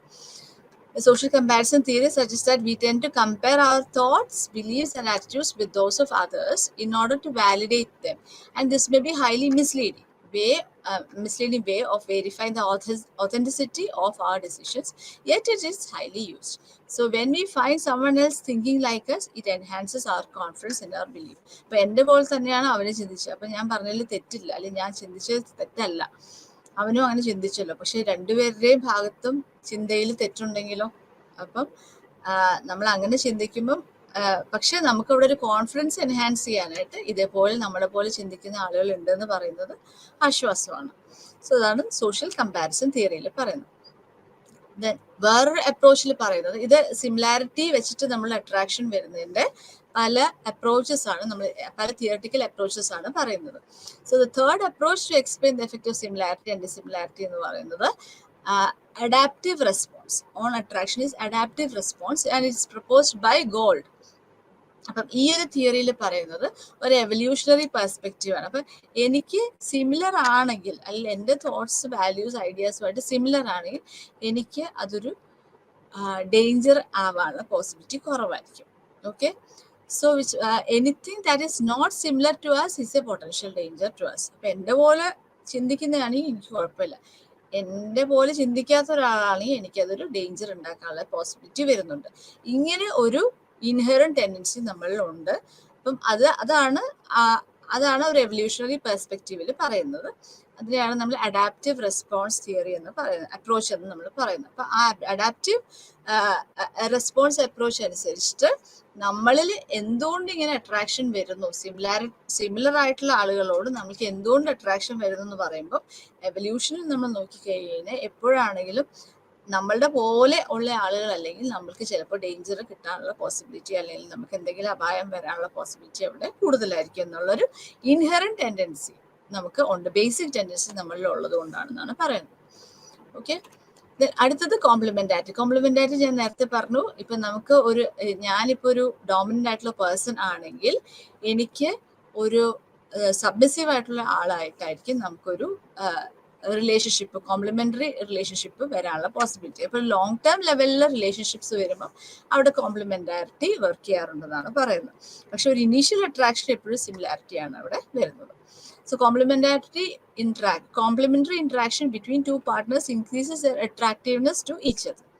അപ്പം എനിക്കില്ലാത്ത എന്തോ ഒരു കഴിവ് അവർക്ക് ഉണ്ടല്ലോ, അല്ലെങ്കിൽ എനിക്ക് ഇപ്പം ഞാനൊരു ലോ സെൽഫ് എസ്റ്റീം ഉള്ള ആളാണ്, ഞാൻ എപ്പോഴും ഡിസയർ ചെയ്യുന്നത് ഹൈ സെൽഫ് എസ്റ്റീം, അല്ലെങ്കിൽ എൻ്റെ ഒരു ഐഡിയൽ ലെവൽ എന്ന് പറയുന്നത് ഒരു ഹൈ സെൽഫ് എസ്റ്റീം ഉണ്ടാവാന്നുള്ളത്. അപ്പം ഹൈ സെൽഫ് എസ്റ്റീമിൽ നിൽക്കുന്ന ആളുകളോട് എനിക്കൊരു അട്രാക്ഷൻ തോന്നുന്നു.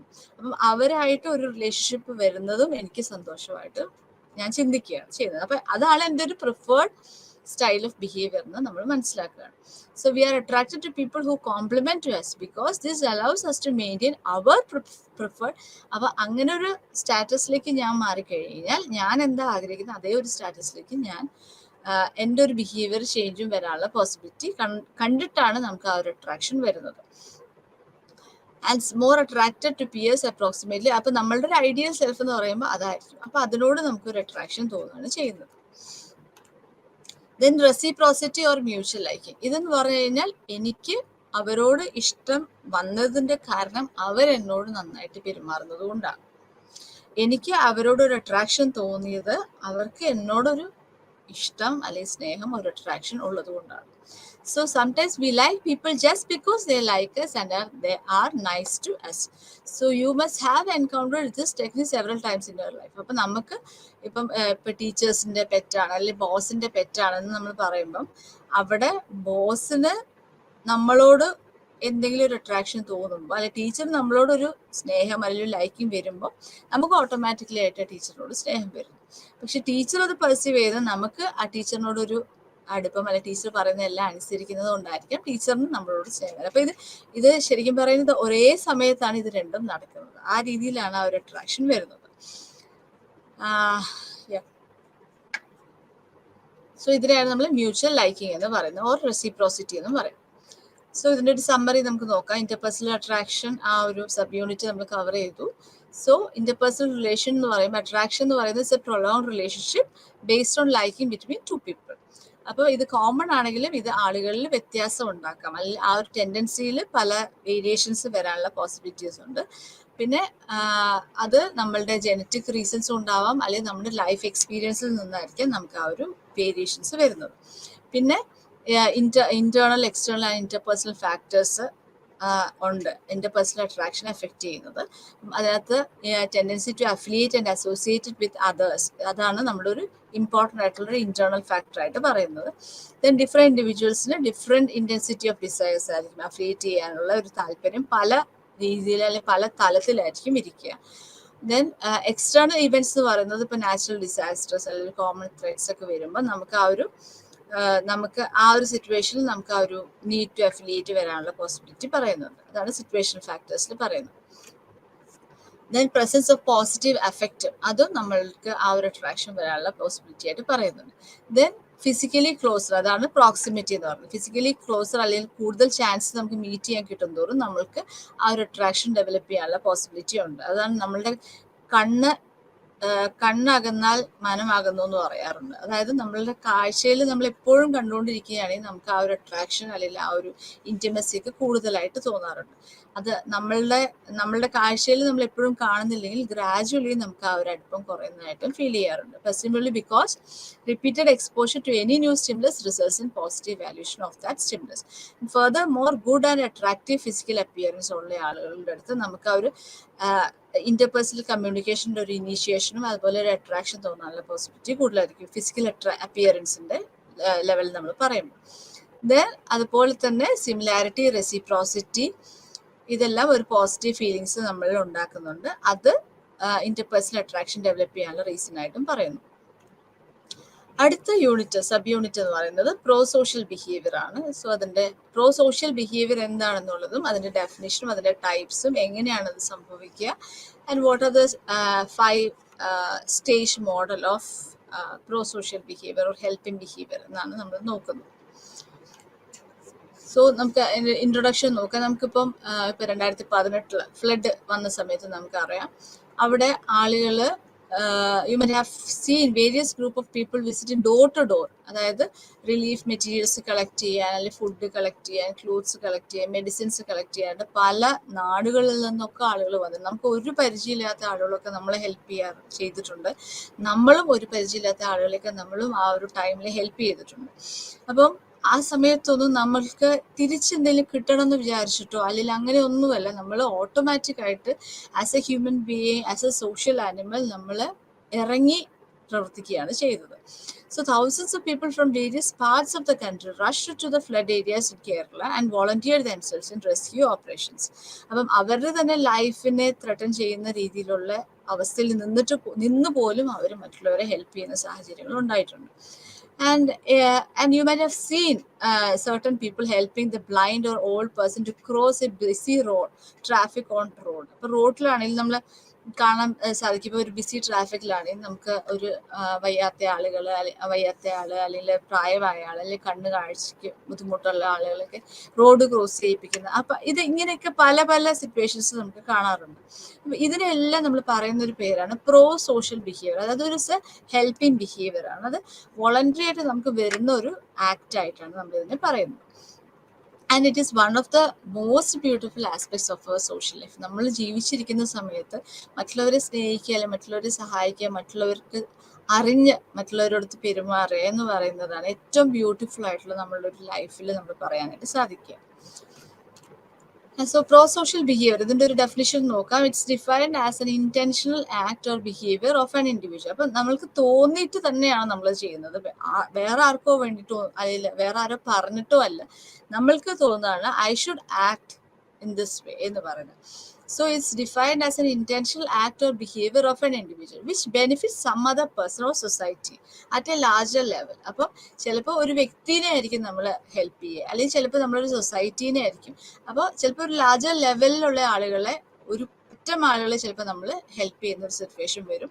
അപ്പം ഞാനിത് അറിഞ്ഞുകൊണ്ട് തന്നെയാണ് ഹെൽപ്പ് ചെയ്യുന്നത്, ഞാൻ ഹെൽപ്പ് ചെയ്യണം അല്ലെങ്കിൽ ഞാൻ അവരെ സഹായിക്കണം എന്നുള്ള എൻ്റെ ഒരു പൂർണ്ണമായ മനസ്സോടു കൂടി തന്നെയാണ് ഞാൻ ചെയ്യുന്നത്. Despite the behaviour does not provide any immediate benefit to the helper. അപ്പം ഞാൻ ആ ഒരു വ്യക്തിയെ അല്ലെങ്കിൽ ആ ഒരു ഗ്രൂപ്പിന് ഞാൻ ഹെൽപ്പ് ചെയ്യുന്ന സമയത്ത് എനിക്ക് ഇപ്പം തന്നെ അതിൻ്റെ റിട്ടേൺ കിട്ടണം എന്നൊന്നും ചിന്തിച്ചിട്ടല്ല നമ്മളോട് ചെയ്യുന്നത്. ഓക്കെ, പക്ഷെ ലോങ് ടേമിൽ ചിലപ്പോൾ എന്തെങ്കിലും ബെനിഫിറ്റ് കിട്ടിയെങ്കിൽ അത് ഓക്കെ. പക്ഷെ ആ ഒരു മൊമെന്റിൽ ഞാൻ ആ ഒരു ആക്ട് ചെയ്യുമ്പോൾ ഒട്ടും ഒരു ബെനിഫിറ്റ്, ഇമ്മീഡിയറ്റ് ബെനിഫിറ്റ് പ്രതീക്ഷിച്ചിട്ടല്ല ചെയ്യുന്നത്. അങ്ങനെ ഒരു ബിഹേവിയറാണ് we call it as pro social behaviour.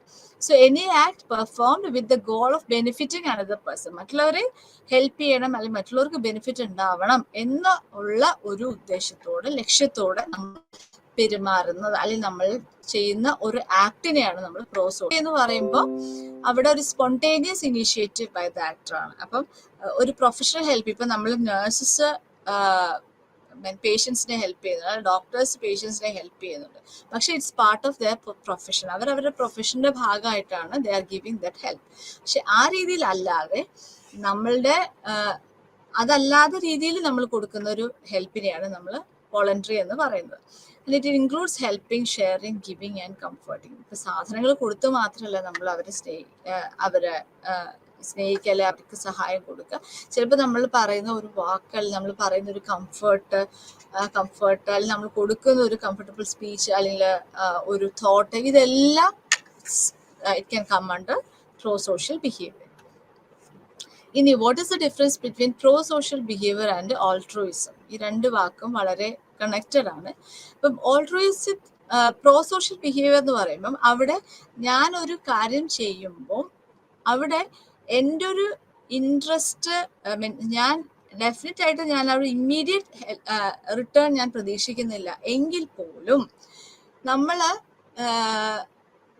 എവിടെയോ അവരുടെ അടുത്തുനിന്ന് ഒരു ചിലപ്പം ഒരു നല്ല വാക്കോ അല്ലെങ്കിൽ അവർ തിരിച്ചെന്തെങ്കിലും ഏതെങ്കിലും കാലത്ത് അവരോ അല്ല എവിടെന്നെങ്കിലും എനിക്ക് ഇതിൻ്റെ ഒരു പ്രതിഫലം കിട്ടും എന്ന് ഞാൻ ചിന്തിക്കുന്നുണ്ട്.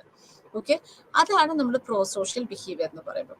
അതേസമയം ഓൾട്രോയിസം എന്ന് പറയുമ്പോൾ അവിടെ എൻ്റെ ഒരു സെൽഫ് ഇൻട്രസ്റ്റിനെ പറ്റിയിട്ട് ഞാൻ ഒട്ടും ചിന്തിക്കും. ഞാനിത് ചെയ്തു പോവുകയാണ്. ഈ ചെയ്ത് ഞാൻ എൻ്റെ ഓരോ ദിവസങ്ങളും അല്ല ഓരോ ജീവിതത്തിൽ പല ഘട്ടങ്ങളിലായിട്ട് ഞാൻ മറ്റുള്ളവർക്ക് വേണ്ടിയിട്ട് പല സഹായങ്ങളും ചെയ്ത് ഞാൻ മുമ്പോട്ട് പോകുന്നു എന്നുള്ള കാര്യം മാത്രമാണ് അവിടെ വരുന്നുള്ളൂ. സോ അവിടെ ഒരു സെൽഫ് ഇൻട്രസ്റ്റിന്റെ എലമെന്റ് ഒട്ടുമേ ഇല്ല എന്നുള്ളതാണ് പറയുന്നത്. സോ ആ ഒരു ടേമാണ് ഓൾട്രോയിസം എന്ന് പറയുന്നത്. അതേസമയം പ്രോ സോഷ്യൽ ബിഹേവിയർ എന്ന് പറയുമ്പോൾ, ഫോർ എക്സാമ്പിൾ ഇതിനകത്ത് പറയുന്നത് നമ്മൾ മണി ഡൊണേറ്റ് ചെയ്യുന്നുണ്ട്, നമ്മൾ ഫണ്ടിലേക്ക് നമ്മൾ മണി കൊടുക്കുമ്പോൾ എനിക്ക് അവിടെ ടാക്സ് എക്സെപ്റ്റഡ് ആയിട്ട് കിട്ടുന്നുണ്ട്. അപ്പം ഞാൻ പറയുമ്പോൾ എന്താ ഞാൻ പറയാം, ഞാൻ മറ്റുള്ളവരെ സഹായിച്ചു, പക്ഷെ അപ്പം അതുവഴി നമ്മുടെ ടാക്സും ഒന്ന് കുറഞ്ഞു കിട്ടിയേ എന്നായിരിക്കും ചിലപ്പോൾ നമ്മളോട് പറയാം.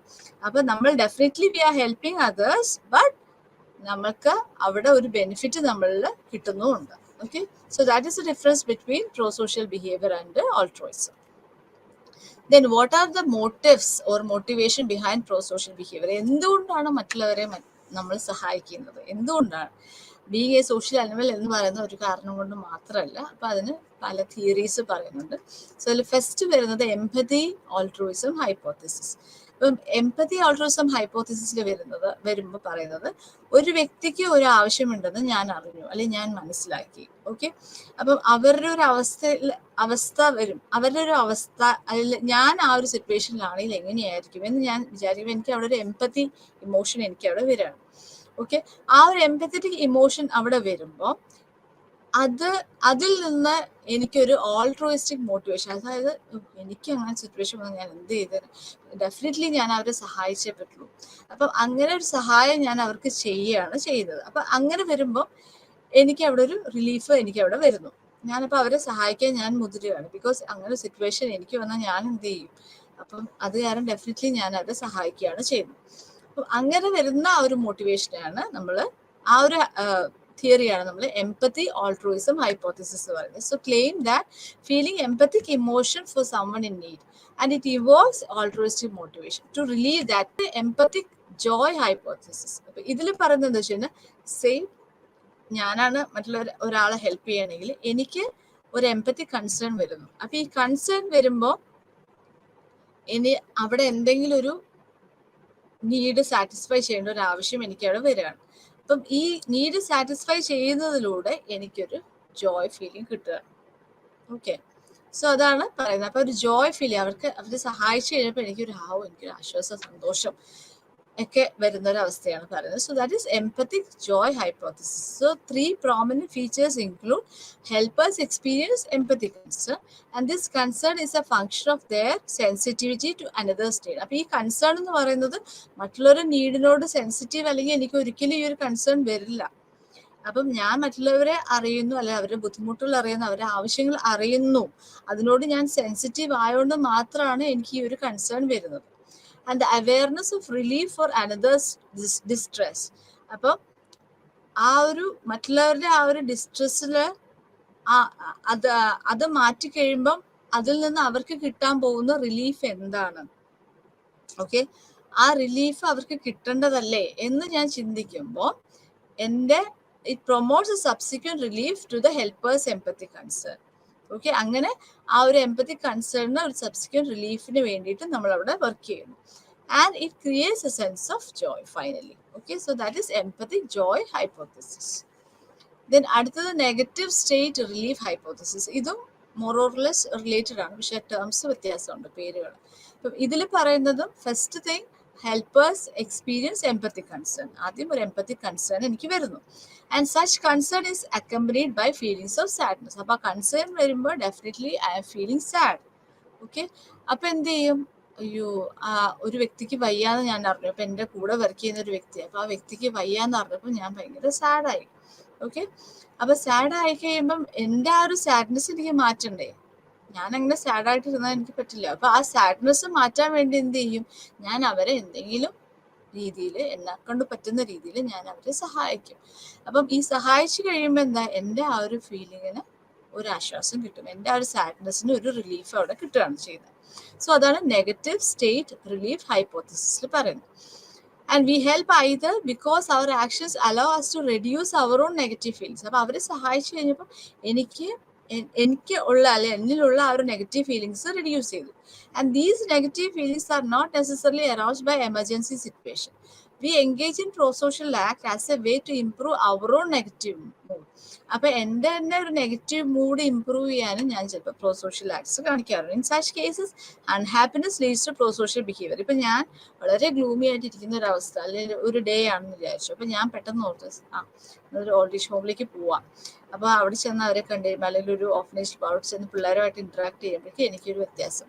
അപ്പൊ എന്താ, ഞാൻ അവിടെ ചെന്നു, അവിടെ പോയിട്ട് അവരുമായിട്ട് ഇന്ററാക്ട് ചെയ്തു, അവർക്ക് കുറച്ച് കാര്യങ്ങളെല്ലാം പറഞ്ഞ് നമ്മൾ കൊടുത്തു, അവരുമായിട്ട് ഇന്ററാക്ട് ചെയ്ത് കുട്ടികളുടെ കൂടെ കുറച്ച് കളിച്ചൊക്കെ കഴിഞ്ഞ് കഴിയുമ്പോഴേക്കും എൻ്റെ ആ ഒരു മൂഡും മാറി കിട്ടി, അവർക്ക് ഒരു ഹാപ്പിനെസ്സും കിട്ടി. അപ്പൊ ഒരു പ്രോസോഷ്യൽ ആക്ട് ആവുകയും ചെയ്തു, എൻ്റെ ഒരു മൂഡും അവിടെ വ്യത്യാസം വന്നു. ഓക്കെ, സോ അങ്ങനെ ആ രീതിയിൽ നമ്മൾ ചിന്തിക്കുമ്പോൾ ചില കേസിൽ ഈ അൺഹാപ്പിനെസ് ഒരു പ്രോസോഷ്യൽ ബിഹേവിയർ ആക്ടിലേക്ക് വരാറുണ്ട്. So in such cases situations empathy may be there or not. അപ്പൊ അവിടെ എംപതി വേണം വേണ്ട എന്നൊന്നുമില്ല. വേണം എന്ന് നിർബന്ധമില്ല. പക്ഷെ എൻ്റെ ഒരു അൺഹാപ്പിനെസ് ഒരു റിലീഫിന് വേണ്ടിയിട്ടാണ് ഞാൻ അങ്ങനെ ഒരു ബിഹേവിയർ ചെയ്യുന്നത്. Okay,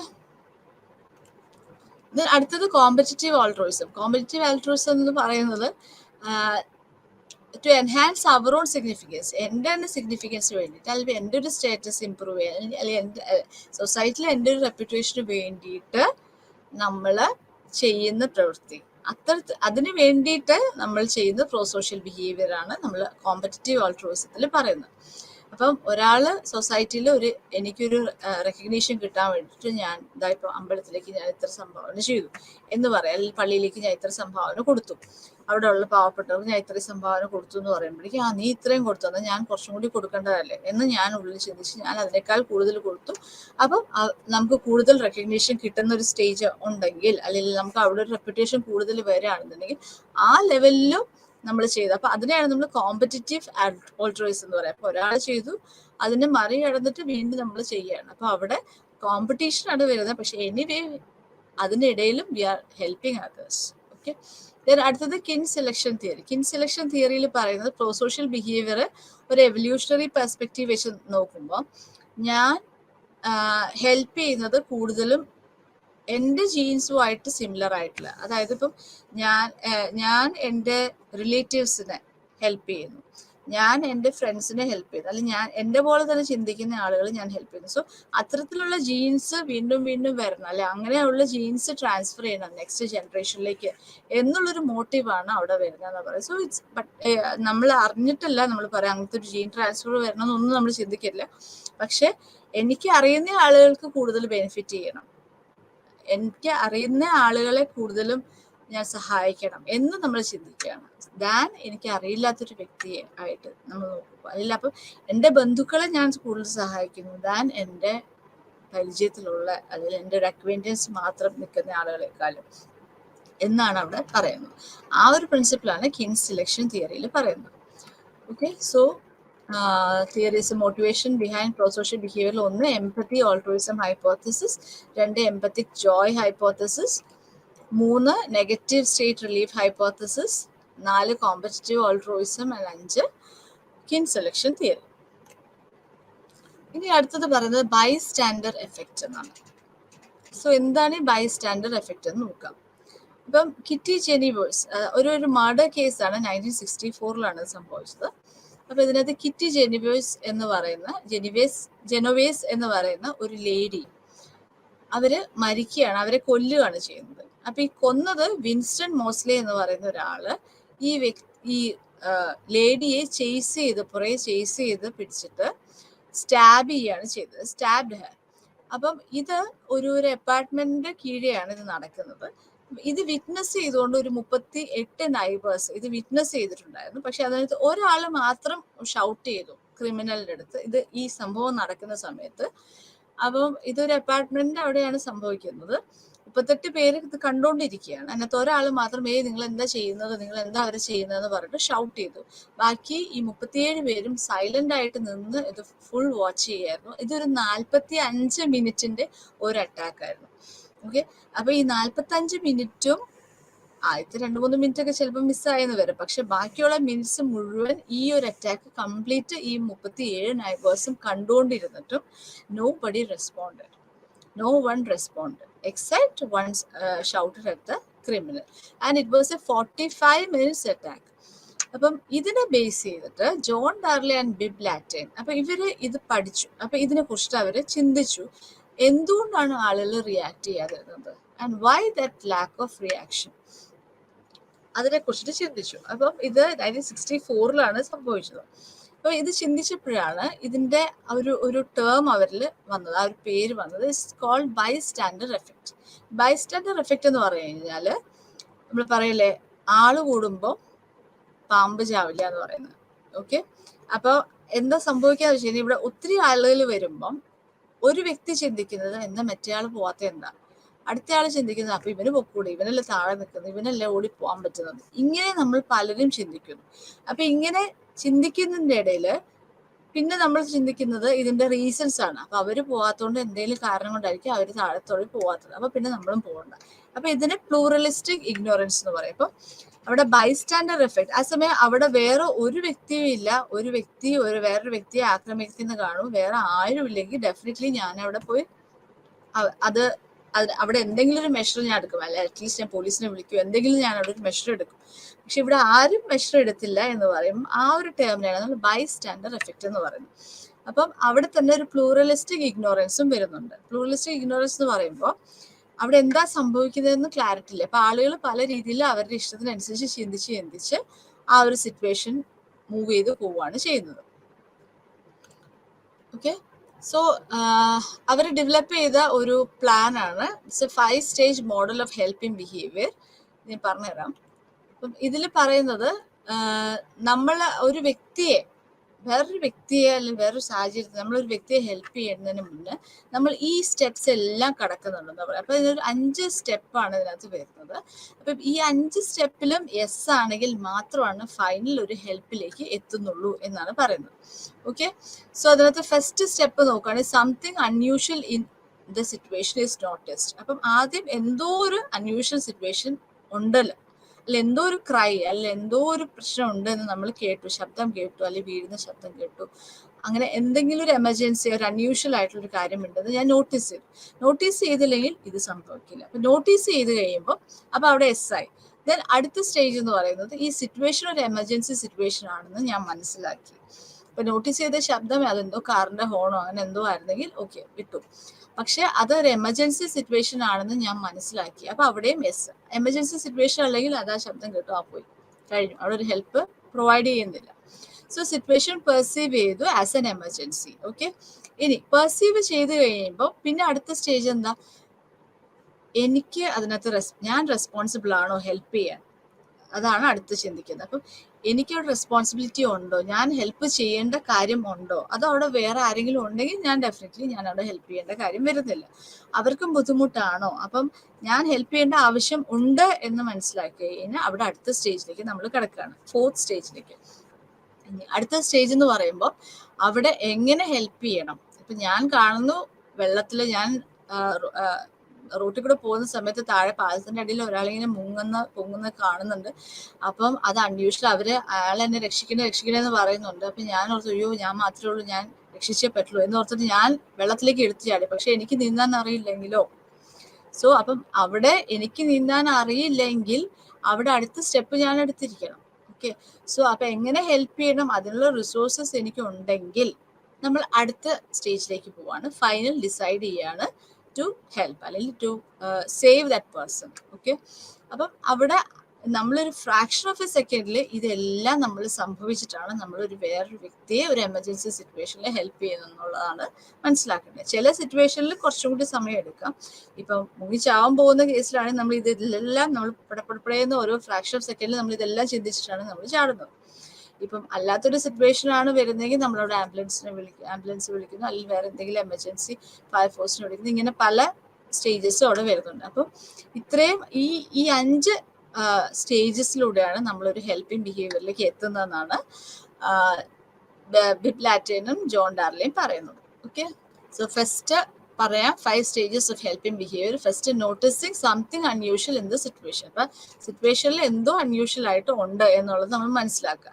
so any given situations notice as unusual when there is something remarkably distinguishing from our long held schema. അപ്പം എൻ്റെ ചിന്തയിൽ ഞാൻ റോട്ടിൽ കൂടെ പോകുമ്പോൾ ഒരു ശബ്ദവും വരേണ്ട കാര്യമില്ല. പക്ഷെ പെട്ടെന്ന് അവിടെ ഒരു ശബ്ദം വന്നു, അല്ലെങ്കിൽ പെട്ടെന്ന് എന്തോ ഒരു ബഹളം കേട്ടു, പെട്ടെന്ന് അവിടെ ഒരു ശബ്ദം നമ്മൾ അറിഞ്ഞു. അപ്പൊ അങ്ങനെയൊക്കെ വരുമ്പോഴാണ് അൺയൂഷ്വൽ ആയിട്ട് അവിടെ സംഭവിക്കാൻ പാടില്ലാത്ത എന്തോ സംഭവിക്കുമ്പോഴാണ് നമുക്ക് അവിടെ ഒരു നോട്ടീസ് ചെയ്യുന്ന ലെവലിലേക്ക് വരുന്നത്. Everyday we see numerous motor vehicles running on the roads. However hearing somebody's cry from a passing car may lead us to notice something unusual in the situation. സോ ഇനി ആ സിറ്റുവേഷൻ, അൺയൂഷ്വൽ ആയിട്ടുള്ള situation ഞാൻ notice ചെയ്തില്ലെങ്കിൽ, ഞാനൊരു emergency ആയിട്ട് ഞാൻ പോയിക്കൊണ്ടിരിക്കുന്ന സമയത്ത് ഞാൻ നോട്ടീസ് ചെയ്തില്ലെങ്കിൽ അവിടെ ആ ഒരു പ്രോസസ്സ് ഇവിടെ വെച്ച് സ്റ്റോപ്പ് ആവുകയാണ് ചെയ്യുന്നത്. So we will not move to the next stage of the decision process and help will not be provided.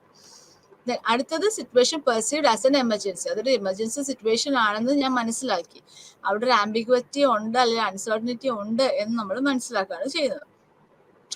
അപ്പോൾ correctly perceive and interpret the situation and label it as a emergency that requires our intervention and help.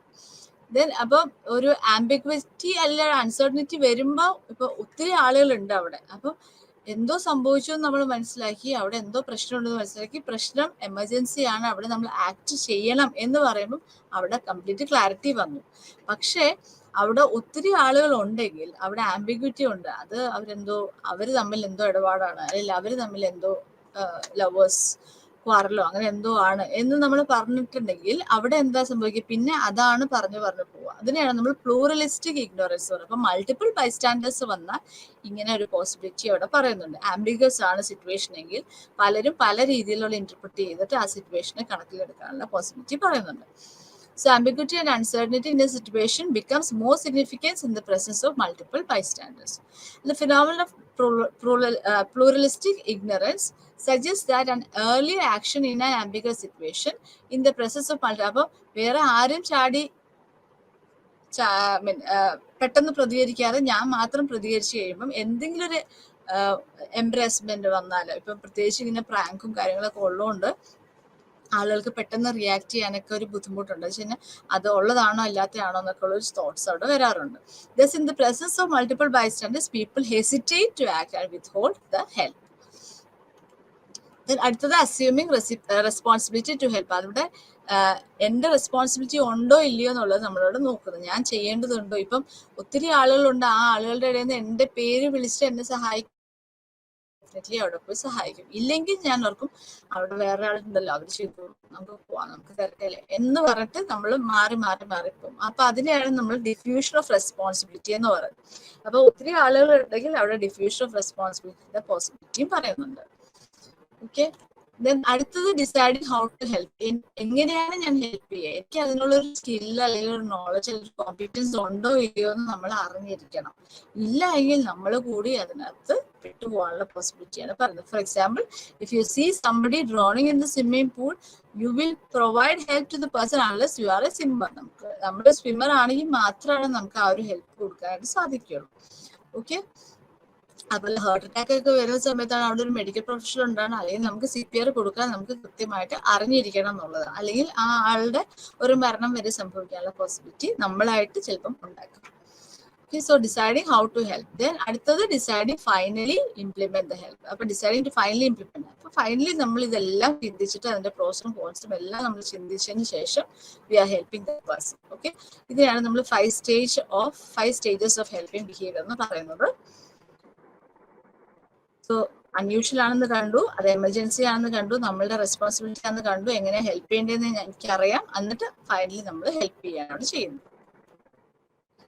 അടുത്തത് some of the factors affecting pro social behaviour. ഒന്ന്, similarity with the victim. ഞാൻ നേരത്തെ പറഞ്ഞ പോലെ എന്റെ അതേ situation face ചെയ്തൊരു വ്യക്തിയാണെങ്കിൽ നമ്മൾ അവിടെ ഹെൽപ്പ് ചെയ്യാനുള്ള സാഹചര്യം കൂടുതലായിരിക്കും. ദാൻ അങ്ങനെയല്ല എങ്കിൽ അല്ലാത്തവരെക്കാളും നമ്മൾ എപ്പോഴും നമ്മളുടെ ഒരു സെയിം ഏജ്, നാഷണാലിറ്റി, എത്നിസിറ്റി ഇതെല്ലാം കമ്പയർ ചെയ്തിട്ടാണ് നമ്മൾ ആ ഒരു ഹെൽപ്പ് കൊടുക്കുന്നത്. ദെൻ ആ ഒരു ഇഷ്യൂവിന്റെ കാരണം അവരുടെ കയ്യിലിരിപ്പുകൊണ്ടാണെങ്കിൽ, അവരുടെ ഒരു പേഴ്സണൽ ട്രേറ്റ് അല്ലെ ഹാബിറ്റ് കൊണ്ടാണ് അത് വന്നതെങ്കിൽ നമ്മൾ ഹെൽപ്പ് ചെയ്യാനുള്ള പോസിബിലിറ്റി അവിടെ കുറവായിരിക്കും. ദെൻ പ്രോ സോഷ്യൽ മോഡൽ, മറ്റുള്ളവർ എന്റെ പോലെ തന്നെ പ്രോ സോഷ്യൽ ബിഹേവിയേഴ്സ് കാണിക്കുന്ന ആളുകൾ ഉണ്ടെങ്കിൽ അവരുടെ പോലെ ഞാനും ചെയ്യാനുള്ള പോസിബിലിറ്റി കൂടുതലായിരിക്കും. പിന്നെ പൊതുവെ ഗ്രാറ്റിറ്റ്യൂഡ് ഉള്ള ആളുകൾ അവര് പ്രോ സോഷ്യൽ ആക്ട്സ് കൂടുതൽ ചെയ്യാനുള്ള പോസിബിലിറ്റീസ് കാണാം. So when A person receives recognition and appreciation for his, അപ്പം അങ്ങനെ ഒരു പ്രോ സോഷ്യൽ ആക്ടിന് ഒരു റെക്കഗ്നിഷൻ അപ്രീസിയേഷൻ കിട്ടുന്നുണ്ടെങ്കിൽ അത് നമ്മൾ വീണ്ടും ചെയ്യാനുള്ള പോസിബിലിറ്റി വരുന്നു. Okay, then interpersonal relation and connection with the society. അതായത് സൊസൈറ്റി ആയിട്ട് എക്സ്ക്ലൂഡ് ചെയ്ത് നിൽക്കുന്ന ആളുകളാണെങ്കിൽ അവിടെ പോസിബിലിറ്റി കുറവായിരിക്കും ദാൻ സൊസൈറ്റി ആയിട്ട് കൂടെ ചേർന്ന് നിൽക്കുന്ന ആളുകളെക്കാൾ. സോ ഇതാണ് പ്രോ സോഷ്യൽ ബിഹേവിയറിന്റെ ഒരു സമ്മറി. പ്രോ സോഷ്യൽ ബിഹേവിയർ എന്ന് പറയുന്നത് ഇന്റൻഷണൽ ആക്ട് ആണ്. അപ്പൊ പല തിയറീസ് അവിടെ പറയുന്നുണ്ട്. അതിനകത്ത് empathy altruism hypothesis, empathy joy hypothesis, negative state relief hypothesis, then competitive altruism, kin selection theory. ഇതെല്ലാം നമ്മുടെ major theories that influence prosocial behaviours. And ഇതിൻ്റെ ഒരു 5 സ്റ്റേജ് മോഡൽ നമ്മൾ പറയുന്നുണ്ട്. അപ്പം അതിനകത്ത് 5 സ്റ്റേജസിലൂടെയാണ് നമ്മൾ കടന്നു പോയിട്ടാണ് നമ്മളൊരു വ്യക്തിക്ക് അല്ലെങ്കിൽ വേറെ സാഹചര്യത്തിൽ നമ്മളൊരു ഹെൽപ്പ് കൊടുക്കുന്നത്. So 5 stage model of helping behaviour. പിന്നെ ഇതിനോട് കൺസിസ്റ്റന്റ് ആയിട്ട് നമ്മൾ പറയുമ്പോൾ നമ്മൾക്ക് ഒരു റെക്കഗ്നീഷൻ കിട്ടുന്നുണ്ട്, അപ്രീസിയേഷൻ കിട്ടുന്നുണ്ടെങ്കിൽ നമ്മൾ ആ ഒരു ബിഹേവിയർ വീണ്ടും വീണ്ടും ചെയ്യാനുള്ള പോസിബിലിറ്റീസ് കൂടുതലായിരിക്കും. അതുപോലെ ഇന്റർപേഴ്സണൽ റിലേഷൻഷിപ്സ് മെയിൻറ്റെയിൻ ചെയ്യുന്നവരും മോർ പ്രോ സോഷ്യൽ ആയിട്ട് കാണാറുമുണ്ട്. So these are some of the factors that affect pro social behaviour. So ഇന്നത്തെ ക്ലാസ് നമ്മൾ 2 സെക്ഷൻസ് ആണ് കവർ ചെയ്തത്. ഇന്നത്തെ ക്ലാസ് അവസാനിച്ചു. നന്ദി, നമസ്കാരം.